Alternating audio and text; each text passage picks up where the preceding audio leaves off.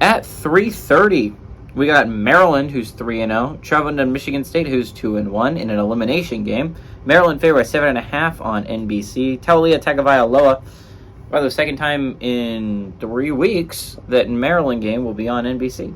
Kind of interesting. Taulia Tagovailoa has gone 66-99, thrown for 889 yards, 5 touchdowns to 2 interceptions.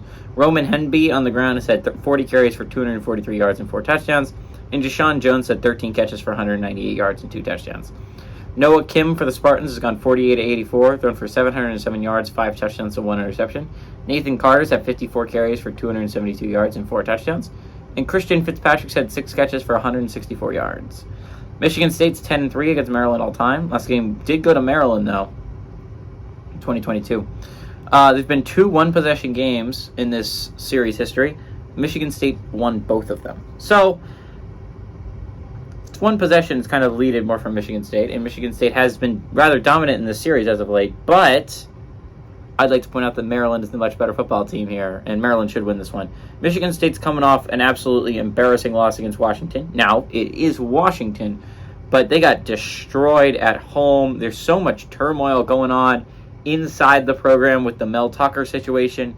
I feel like it's safe to say that I don't think Michigan State's in the best position right now. They're kind of flopping. Maryland, on the other hand, I like to point out they haven't played great their last 2 games. They've went down to 14-0 leads really quickly, 14-0 deficits extremely quickly in both the games against Charlotte and Virginia. And they came back, and I think they're just addicted to doing that. But against better teams, which I don't know if Michigan State is, than Virginia, but I think Virginia might honestly be a better team than Michigan State.